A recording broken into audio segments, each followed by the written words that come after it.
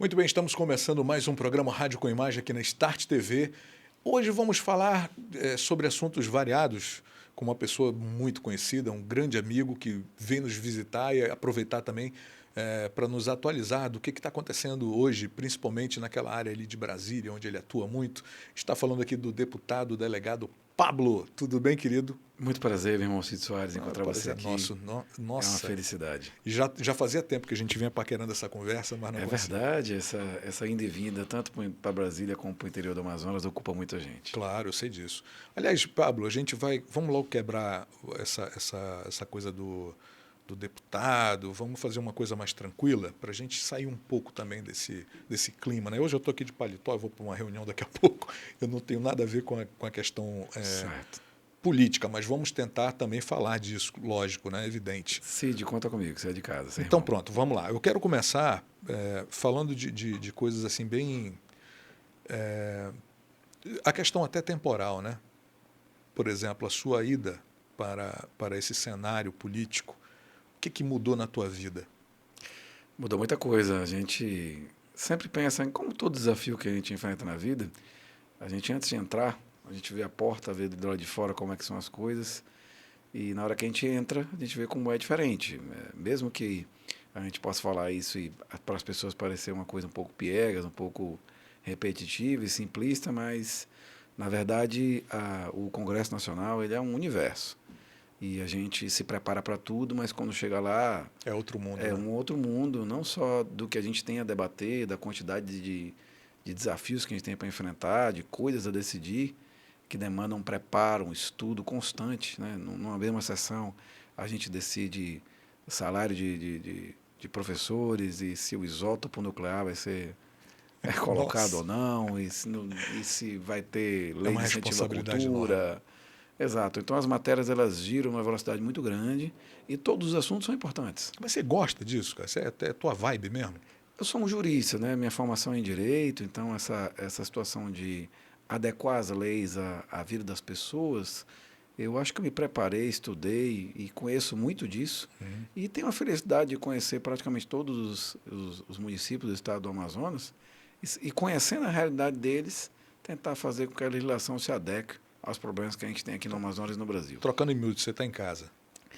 Estamos ficando. A gente nisso. chegou lá no estágio de conhecimento, Uhum. Aprendemos bastante no primeiro ano, tivemos um intervalo aí de paralisação de ações durante a pandemia, que prejudicou muito o trabalho de todo mundo, né? Não só o meu, mas de todos os brasileiros. A vida de todo mundo, né? Aliás, quando a gente fala de todo mundo, é do mundo mesmo. Do mundo inteiro, exatamente. Eu costumo fazer um parâmetro. Nós votamos durante a pandemia, durante o ano de 2020, que foi o ano onde mais parou o Congresso, a gente votou uma centena de projetos assim, de lei.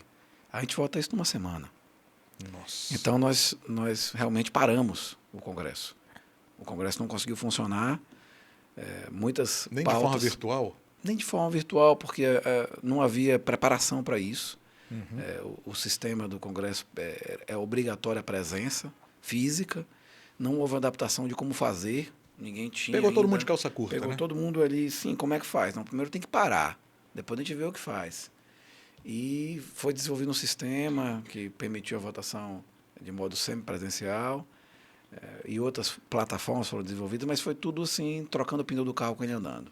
Então, muita coisa foi sendo feita desse jeito e isso prejudicou o trabalho de todo mundo.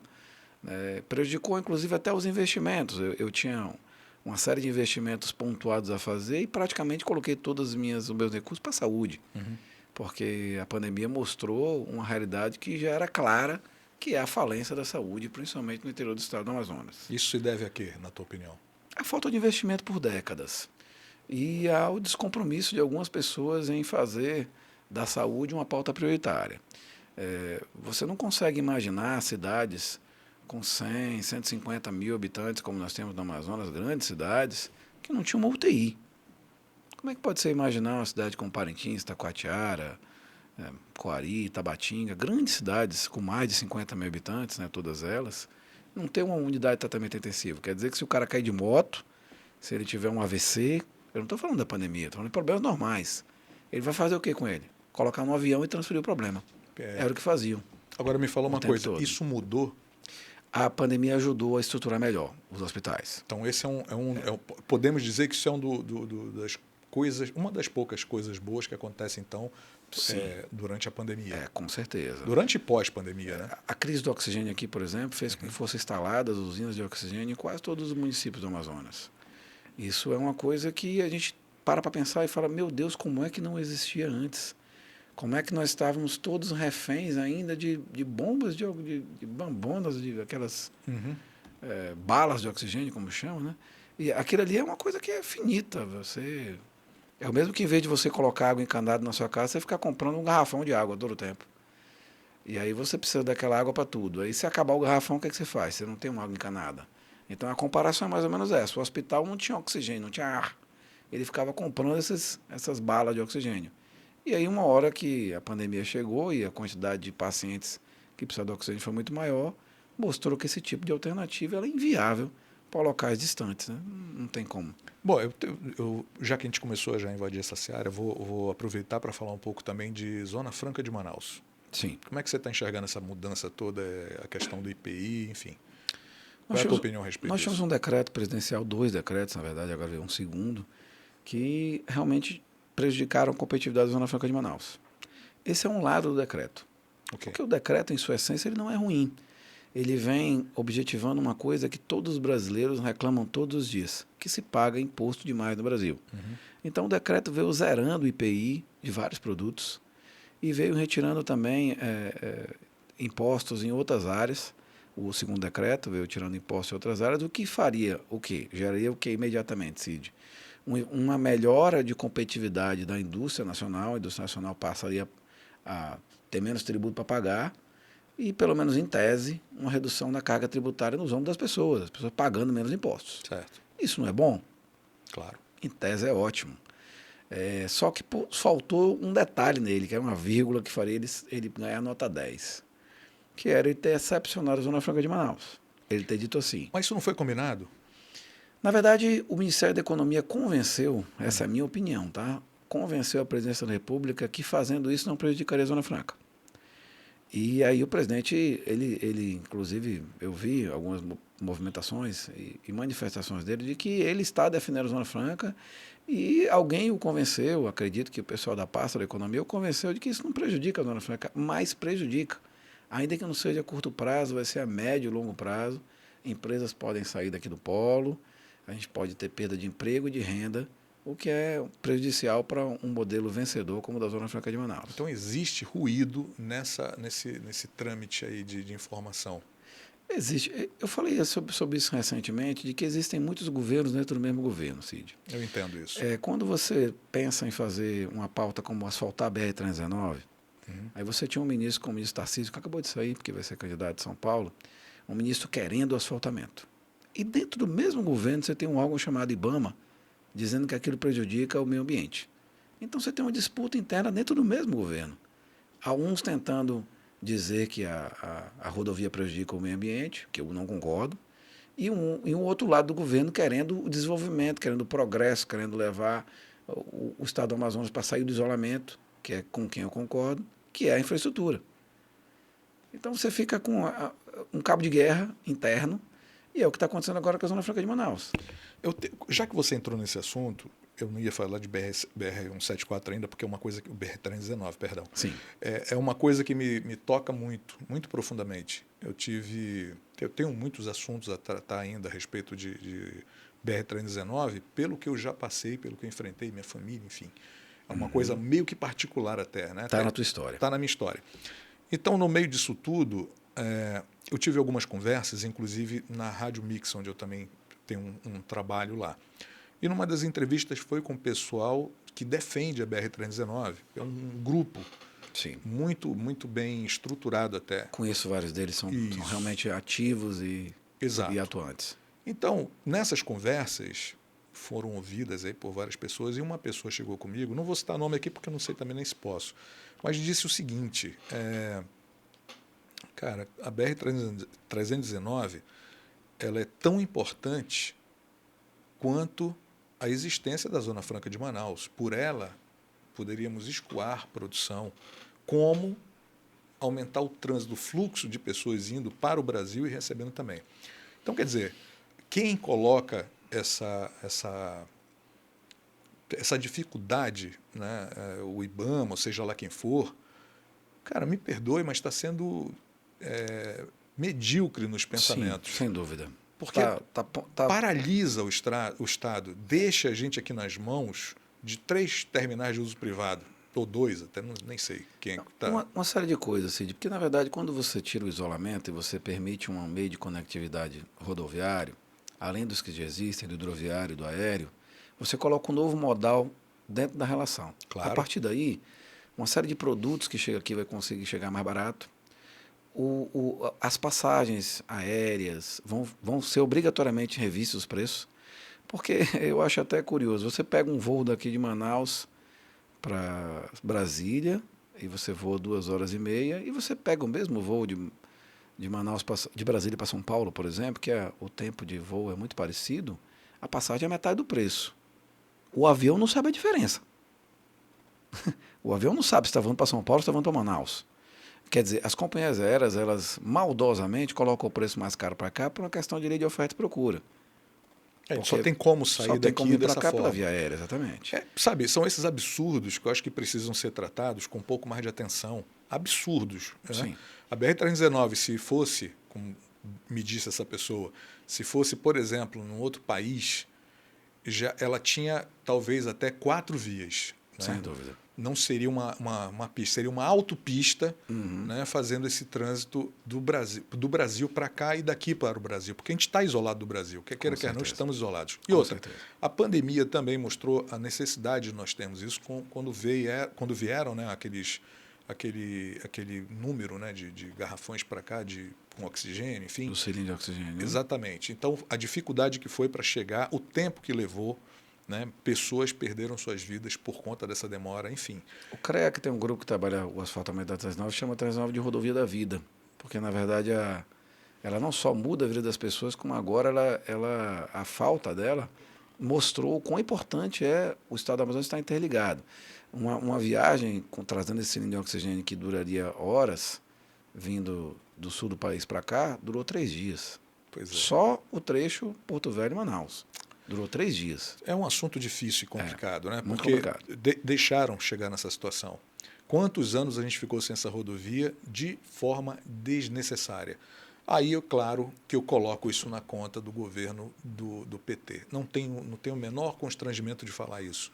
Eles foram muito vorazes na defesa do meio ambiente. Sim. Que isso não acontece. Aí, vamos lá, a gente tem aqui do outro lado, para o outro lado, a gente está falando aqui de Porto Velho, Manaus, e de Manaus para Venezuela, nós temos uma rodovia aberta que não tem absolutamente nada de problema com o meio ambiente. Não gerou problema com a gente nenhum. Nada, zero. Pelo contrário, ajuda todo mundo que vem de Roraima para cá. Exatamente. Faz com que a gente tenha um corredor de saída interligando nós a outro estado. Agora, e a outro país, né? E a outros países, né? Porque sai para Venezuela, claro. Pode ir para outros lugares.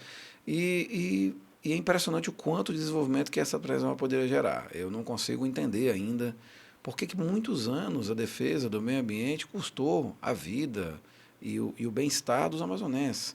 Afinal de contas, se você perguntar para qualquer pessoa que vive no Amazonas, qualquer uma, salvo uma meia dúzia de ambientalistas cegos, você vai encontrar 10 entre 10 amazonenses que querem a BR-319. Não tenha dúvida disso. Não tem por que mais ela não existir. Já passou do tempo dela ser asfaltada. Ela é uma rodovia que tem 45 anos de idade. Ela foi asfaltada os seus 887 quilômetros já de forma integral uma vez. Uhum. Então, se ela já foi 100% asfaltada, eu não digo nem que a gente está abrindo a rodovia, nós estamos apenas pavimentando de novo. Exatamente. É por isso que eu não entendo qual é a grande dificuldade. É quase a mesma distância daqui para Boa Vista. Quase a mesma distância. Então, Pois seria um tempo, vamos lá, de 8 horas de viagem até Porto Velho. Exatamente. 10 no máximo. É mais ou menos isso. Então, é muito complicado. Mas, olha, vamos fechar esse assunto. A gente vai ter muito tempo ainda para falar sobre isso em outros momentos. Você já conhece a casa agora, já sabe o caminho. Aprendi o caminho, não perco Pois é, mais. então agora você não se perde mais. Eu queria te perguntar sobre uma coisa mais recente, que foi essa questão dos enfermeiros, do grupo de enfermagem, que finalmente, então, alcança os seus objetivos com uma luta árdua. já foi aprovado. A PL foi aprovada. Exato. E você acha que o presidente sanciona isso? Eu tenho certeza que sim. Às vezes, o presidente deu movimentações e falou sobre o assunto. O governo federal ele já paga acima do piso, né? Então, para o governo federal já não é um problema. Onde é que está o problema do piso salarial da categoria dos enfermeiros, técnico de enfermagem, auxiliar de enfermagem que nos ouvem? E eu quero deixar um abraço a todos, porque sou amante dos profissionais de saúde. Acredito que são uma das categorias mais importantes que a gente tem. Porque os irmãos são médicos. São. Eu tenho a saúde dentro de casa já, apesar de ter escolhido direito muitos amigos profissionais de saúde, principalmente da parte da enfermagem. E o que acontecia no Brasil e no Amazonas também acontece, de uma forma maldosa, são salários diferenciados.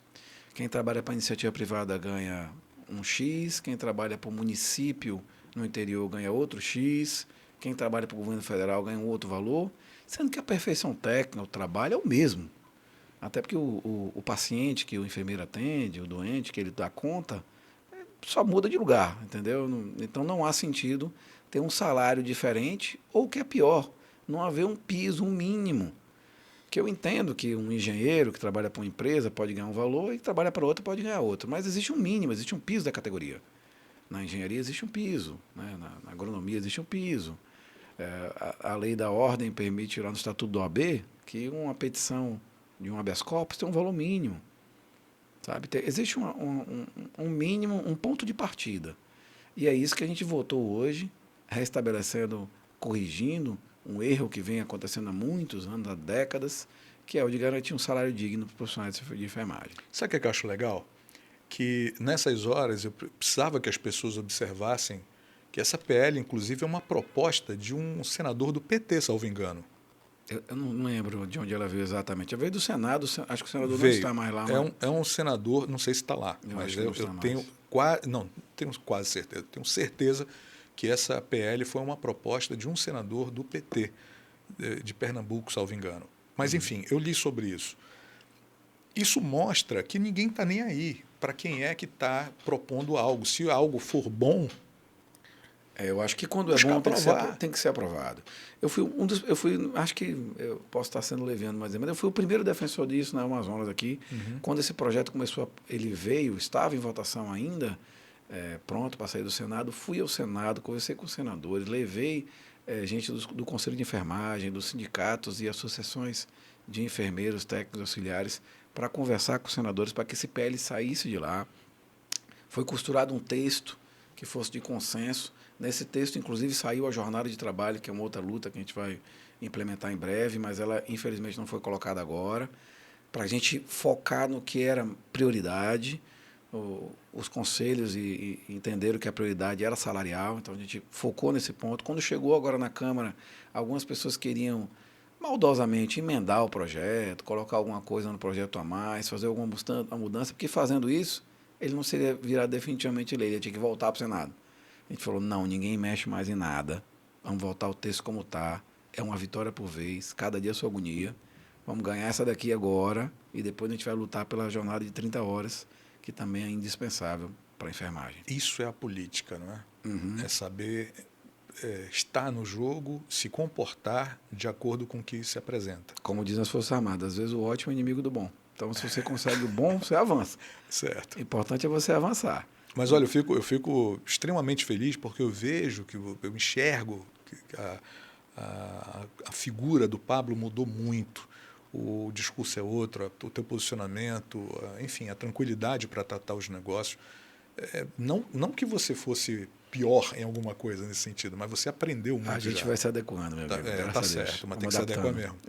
E falar nisso, a questão da saúde, você já falou, e como é que está agora os outros aparatos que fazem, que movem a sociedade. Por exemplo, segurança. Como é que você está enxergando essa questão da segurança, que vai de mal a pior, principalmente aqui no Amazonas, né? Porque no resto do Brasil parece que deu uma melhorada, mas é aqui. Aqui nós temos um aumento de criminalidade, tivemos um aumento na violência no estado do Amazonas, de uma forma generalizada.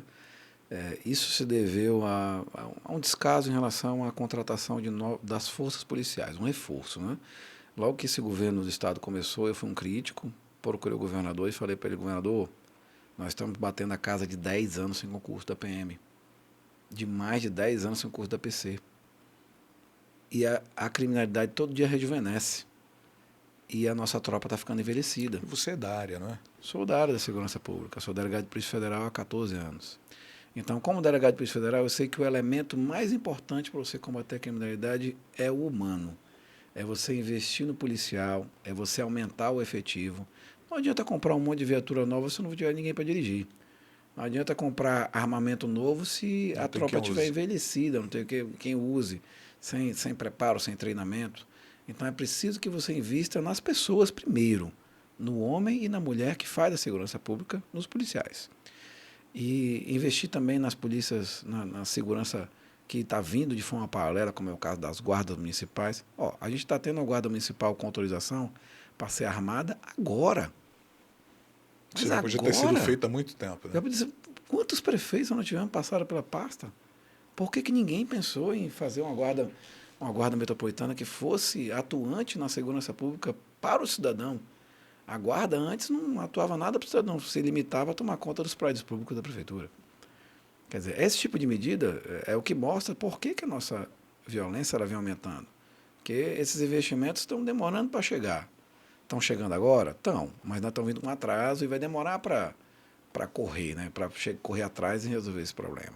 Bom, a gente fala de muita coisa aqui que as pessoas assim às vezes não acompanham o raciocínio, mas eu queria que você desse o teu posicionamento em relação a um assunto. A gente vê todo dia no jornal, tá começando a aumentar isso, né? Aquela questão de pegarem um ladrão na rua, linchar, espancar até a morte. Como é que é isso aí? O que a gente poderia falar para a população? A população perdeu a paciência, essa é a verdade. A população, ela hoje em dia vive dificuldade, todo mundo está com dificuldade de renda, todo mundo está com dificuldade de pagar suas contas, todo mundo está com dificuldade de abastecer seu carro. E aí, quando encontra um bandido pela frente que está tentando levar o pouco que a pessoa conseguiu recuperar, as pessoas já não têm mais paciência.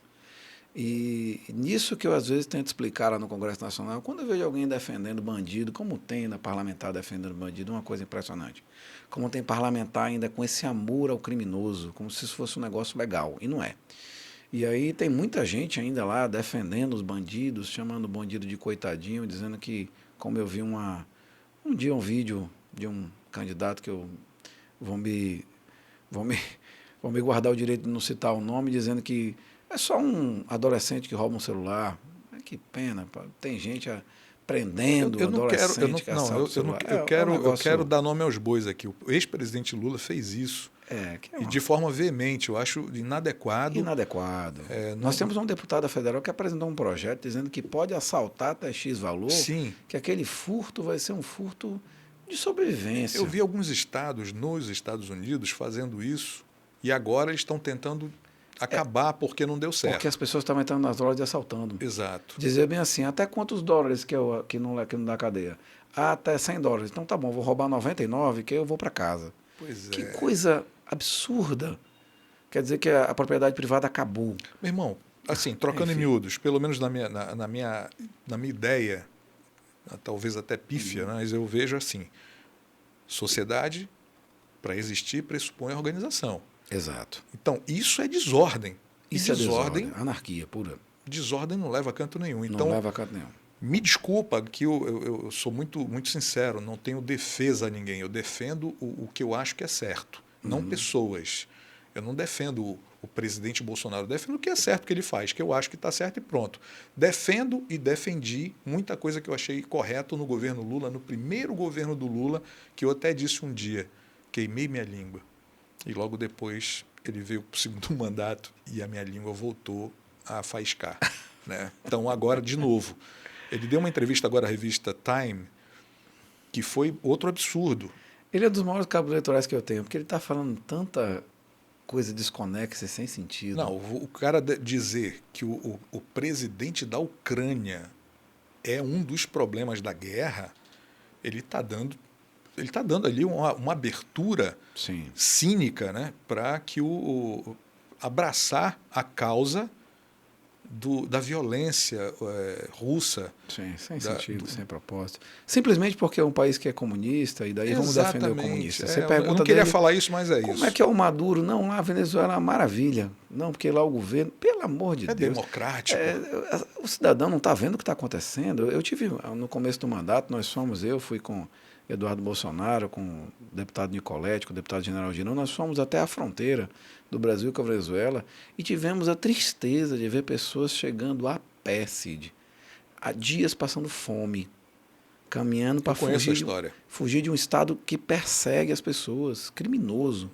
E nós tivemos a tristeza de ver uma mulher chegando grávida de 8 meses, 9 meses, já prestes a parir, querendo sair do seu país natal, porque não pode ficar lá com medo de morrer. É muito complicado. Coisa eu morei lá na Venezuela. Triste, o negócio. Passei um bom tempo lá e vi a realidade por exemplo. Viu a virada, né? Eu vou te dar um fato aqui, só para você entender o que eu enxerguei. O que eu vi? Existia lá o Hilton Suites, um hotel internacional. Estava lá em Margarita e o Chaves, na época, houve uma alagação muito forte e ele determinou que o hotel abrisse vaga para o povo. O cara disse, não é impossível, não tem como, tenho minhas medidas aqui, a gente paga nossos impostos e tal, não pode fazer isso. Posso. E ele sabendo que ia ter uma recusa, ele expulsou a direção do Hilton Suites do país e tomou o prédio. Cara, assim, um negócio ditatorial. Criminoso mesmo. Ditador. Sim. Ditador. Eu não suporto ditadura. Não suporto ditadura. E todo mundo fala, porque o governo X vai mudar, porque não sei o que, vai voltar à ditadura, está aí o resultado. Tá aí o resultado. E o próprio Lula desviou o recurso do Brasil para países de base ditatorial, como o caso de Angola, da própria Venezuela, Cuba, enfim. E as pessoas não se ligam nisso, não estão nem aí. Não se ligam nisso. Sabe? É um negócio absurdo. Hoje eu vejo uma série de discursos assim falando, por exemplo, eu vou ter que ser um crítico agora ferrenho para citar a história, porque a história ela é pautada por fatos e não por conversa. Claro. Né? Chegaram e disseram para mim, não, a gasolina, os combustíveis estão caros, no governo da esquerda isso não aconteceu. Beleza. Sabe o que não aconteceu também? Investimento nas refinarias de petróleo, com o dinheiro que foi colocado aqui, tinha grande quantidade de recursos para fazer pelo menos uma meia dúzia de refinarias no Brasil, o que faria que o Brasil ia refinar o seu Lula petróleo. Montou as refinarias, só que não entregou.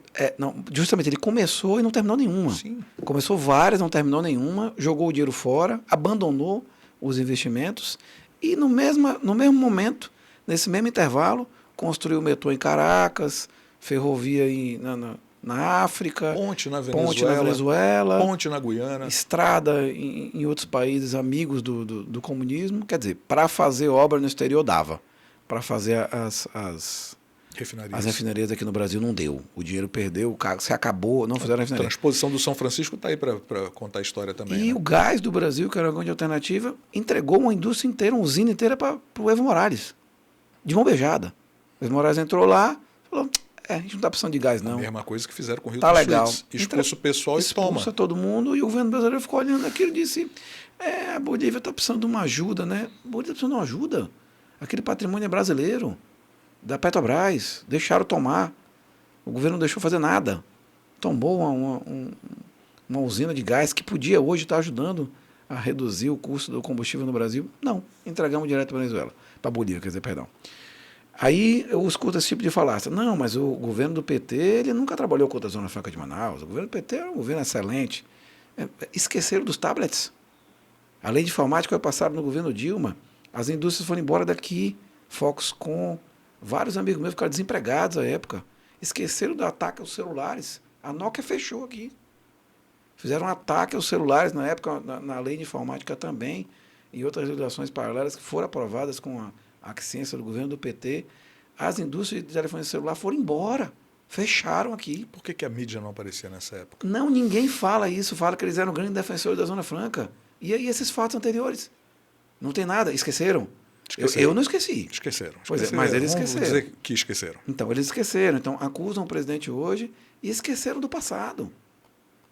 Esqueceram que no passado A Zona Franca, no governo, desses governos do PT, sofreu muitos ataques, sim. Aí disseram, não, mas aí a Dilma estendeu a validade da Zona Franca. Ela não estendeu nada, foi uma PEC aprovada pelo Congresso. Ato do Poder Executivo não houve nenhum. Até porque a PEC nem promulgada pelo presidente promulgada pelo Congresso. Então foi uma mudança constitucional feita pelos parlamentares, não pelo governo. Meu irmão, tem que dar. A gente tem que realmente reler tudo, Com rever certeza. tudo, porque o negócio está muito sério e está Tá muito ficando. sério. E outra, esse jogo de mentira, esse jogo de inverdades. Narrativa criada o tempo todo. Narrativa é um. Como é que se trabalha desse jeito, meu irmão? Porque eu não vi isso anteriormente. Como é que se trabalha dessa forma? Lutando contra as inverdades. Porque hoje, pelo menos, graças a Deus, a internet está aí para que a gente consiga falar. Esse veículo que a gente está falando aqui mesmo já leva a notícia e a informação de uma forma imparcial para as plataformas digitais, mas você é uma exceção.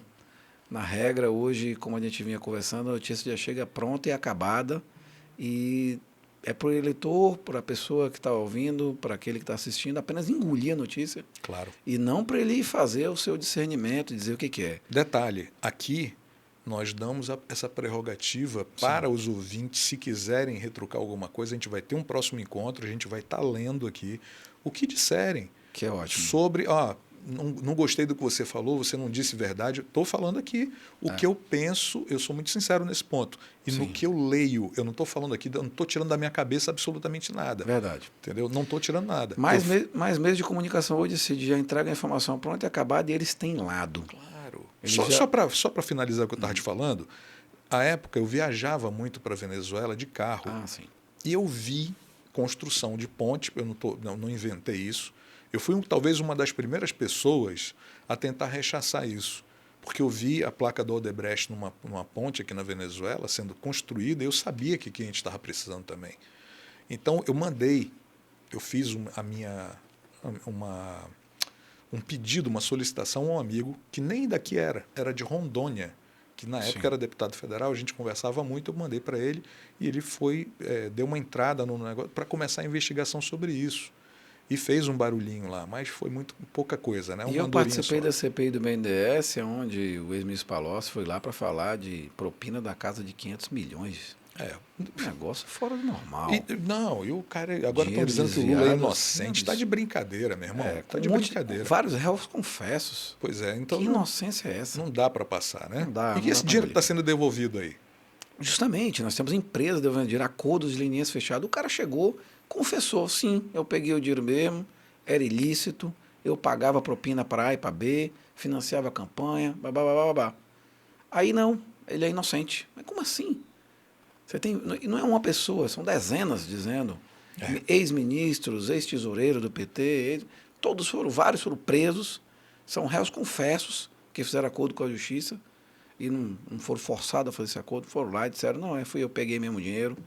Diretores de estatais à época confirmaram que havia acordos de escusos aí, maldosos de desvio de dinheiro e ficou por isso mesmo. O Lula é inocente. Quais são os maiores problemas que você enxerga atualmente que precisam ser resolvidos? Você está de olho, está fazendo suas propostas, está trabalhando em cima disso? Nós temos que resgatar alguns erros históricos que aconteceram no Brasil. A gente falou aqui sobre saúde, é uma coisa que a pandemia veio expor essa fratura e a gente vem conseguindo conquistar várias vitórias desse lado. Essa agora da enfermagem foi muito boa.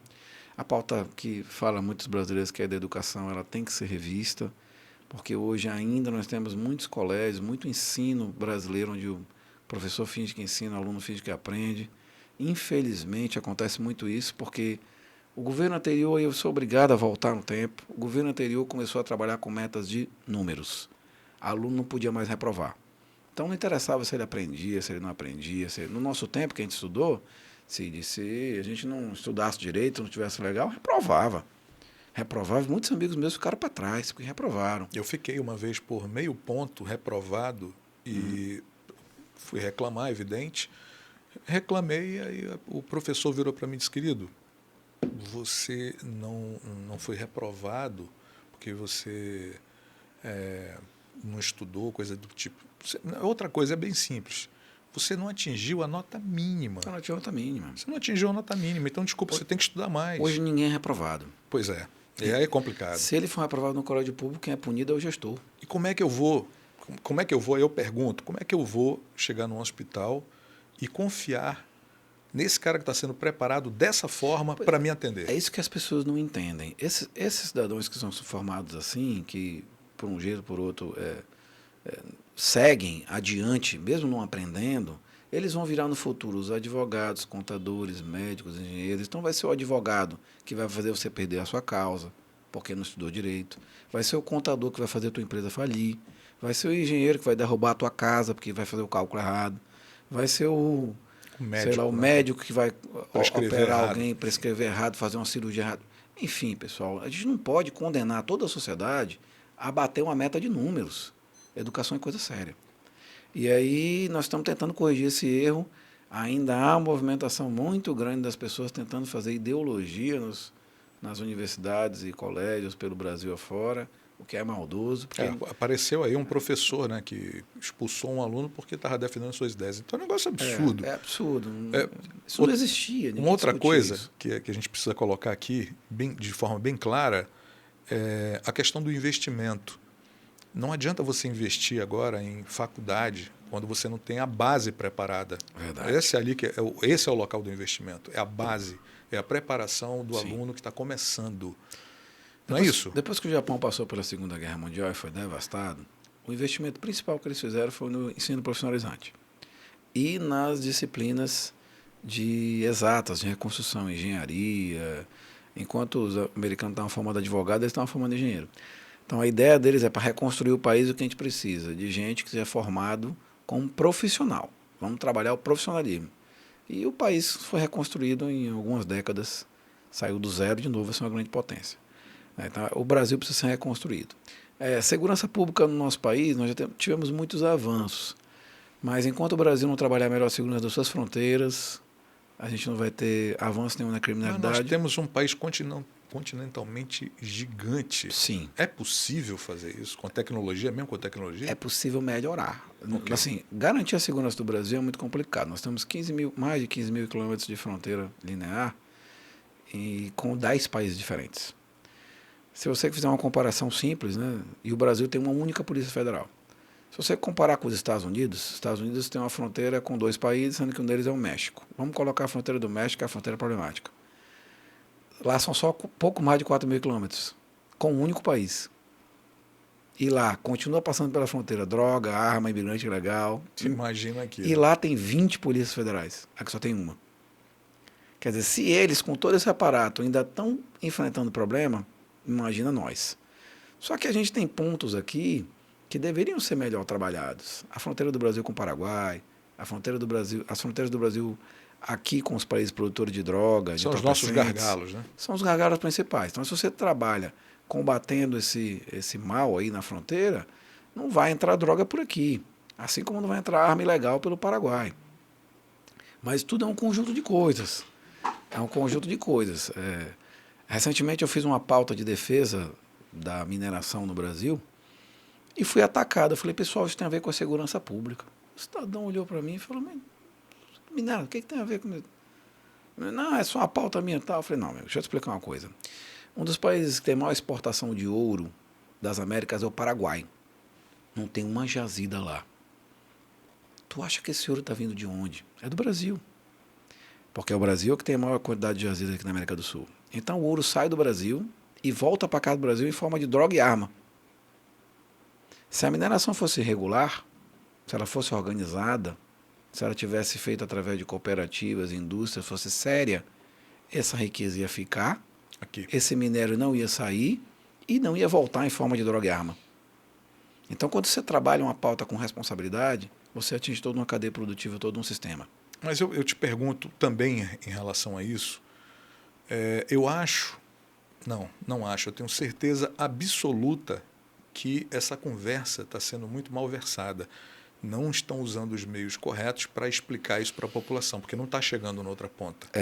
Não estão usando os meios corretos. Porque, na verdade, todo mundo está usando o seu cordão de ouro, a sua pulseira com uma pedra preciosa, o seu anel com um adorno ali acho que isso vem veio de Marte, algum lugar, e não veio de outro planeta, exatamente. Muitos deles, às vezes, estão vindo de locais, lá na Europa, fizeram uma campanha, na época teve até um filme sobre isso, sobre os diamantes de sangue, né? Aí o pessoal dizia, o que é o diamante de sangue? É o diamante que é tirado lá na África, em países que estão em guerra civil, se matando pelo diamante. O Brasil não vive guerra civil nenhuma, que ele vive hoje uma guerra da segurança pública. Então, se nós somos um país pacífico e temos as mesmas riquezas, por que a gente não pode explorá-las de maneira responsável, sustentável e, de preferência, com a riqueza sendo revertida para quem lá vive? Se você sair daqui e for nos locais onde tiver reservas indígenas, que foram colocadas, muitas propositalmente, em cima de áreas com riquezas minerais, e pergunte do povo lá se eles querem que seja explorado ou não, a resposta vai ser sim. Eles querem que seja explorado, porque eles sabem que a riqueza vai ficar com o povo lá. Claro. Pelo menos parte dela. Sim, e uma outra coisa que entra nessa questão também é que na nossa reserva aqui, que vai para Boa Vista, aquela reserva ela fecha às 18 horas e sobe às 6 da manhã. Mas nesse interim, a gente sabe disso, não é conversa, né, que voos de diversas localidades estão chegando ali para levar ouro, para levar diamante, para levar, enfim, uma série de minerais, riquezas de do produtos. Brasil. E, cara, a gente sabe que isso é uma guerra política por trás dessa história, para manter os indígenas em cima de uma terra rica como essa, podendo colocar eles da forma que eles querem viver em locais que pode ser feito a agricultura de uma melhor forma, de uma melhor maneira, para que eles possam viver exatamente nos mesmos moldes que eles gostariam, né? Se é que é essa a verdade, ou se eles gostariam realmente de viver como nós vivemos, a gente tem que dar essa opção, não é possível um negócio desse. É que você me perguntou, e talvez eu possa responder isso tudo com uma frase só, o que nós temos para mudar no nosso país? Nós temos que mudar a primeira ideia de que o Brasil é o país que tapa o sol com a peneira de tudo. Em quase todas as coisas que existem no nosso país, a gente demora muito para progredir, porque a gente fica tentando tapar o sol com a peneira. Eu posso citar aqui dezenas de exemplos, mas a mineração é um deles. No passado, aqui a gente já houve mineração no Brasil de uma forma mais pungente. Aí, quando veio os governos de esquerda, ao invés de você modernizar, mecanizar, estruturar, responsabilizar, organizar, não, você faz o quê? Você proíbe. Ao invés de você organizar uma atividade, você simplesmente proíbe. E aí, quando você assina um pedaço de papel e lá tem uma mina que está sendo explorada de alguma riqueza, você diz assim, a partir de agora é proibido. E ninguém vai lá, o que você acha que vai acontecer? A ilegalidade. Lógico. Vai continuar sendo produzido, só que de maneira ilegal. Com uma diferença. Como é ilegal agora, eu vou ter crime lá dentro, as pessoas não vão recolher um centavo de imposto, a riqueza não vai ficar no lugar, ela vai ser levada por criminosos para fora. Quer dizer, tapando o sol com a peneira. Na década de 40, algumas pessoas são favoráveis, outras são contrárias a isso, como tudo, tá? Mas na década de 40, o então presidente Getúlio Vargas baixou um decreto dizendo que o jogo no Brasil era proibido. E aí, quando ele baixou esse decreto, ele fechou casas de jogos, ele acabou com o trabalho do jogo, as pessoas que eram trabalhadoras dos jogos ficaram desempregadas, só uma coisa não acabou. O jogo continuou existindo de maneira ilegal, sendo que não recolhe um centavo de tributo, não emprega ninguém, não abre nada. Então, o Brasil é o país de tapar o sol com a peneira. O Brizola, por exemplo, lá no Rio de Janeiro, ele impediu que a polícia continuasse subindo morro. E hoje a gente vê como é que está isso lá. Uma decisão de ministro supremo fez a mesma coisa. Disse que agora que não podia, durante a pandemia, e depois estenderam isso aí, a polícia não podia subir o morro porque estava na pandemia, não sei o quê. Eu não estou entendendo qual o argumento da pandemia para que a criminalidade rolasse solta lá. O Estado não pode colocar sua mão em um determinado lugar. Exato. Você está dando a liberdade para a criminalidade tomar conta, correto? Então, o que o Brasil tem que fazer para avançar é parar de tapar o sol com a peneira das coisas, numa série de problemas que o Brasil tem. E todos eles, eu falei da educação, falei da saúde, da segurança pública, a gente falou aqui de mineração, falamos de pautas importantes para o Brasil. E essas pautas já têm que ser tratadas, encaradas do jeito que elas são, sem eufemismo, sem colocar visões distorcidas sobre o assunto. E é só assim que o país pode evoluir. E é isso que o tempo todo eu tento fazer lá na Câmara dos Deputados. Quando eu vejo algum deputado chegando dizendo, não, rapaz, vamos tentar soltar o bandido que rouba pouco. Meu amigo, vão tentar combater a criminalidade. Ele está tentando resolver o problema do crime soltando o criminoso. Olha só, que ideia distorcida. Como inventar essa audiência de custódia. A ideia da audiência de custódia é não manter ninguém preso. Peraí, mas você está num mundo perfeito? As pessoas vão parar de cometer o crime agora também? Não, não vão. Então, o que você vai gerar? Uma sensação grande de impunidade. Que é o que a gente vive no país hoje. Sensação de impunidade forte. Enfim, meu irmão, que a gente tem que trilhar.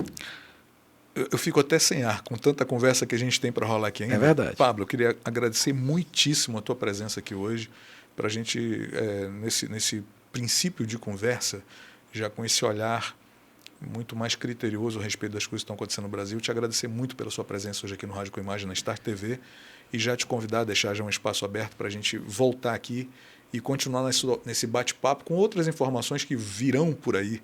Tá certo? Meu amigo Cid, é uma honra estar aqui com você. Você, como sempre, esse grande comunicador, esse grande veículo de comunicação que você já é uma entidade da comunicação. Obrigado. Você já tá além de ser um simples jornalista, um simples repórter, um simples comunicador. Você já é uma pessoa já que consegue transmitir todo esse conhecimento que você tem, experiência que você tem no rádio, na TV, nos veículos de comunicação, e podendo levar essa plataforma nova de veiculação de notícias e de conhecimento.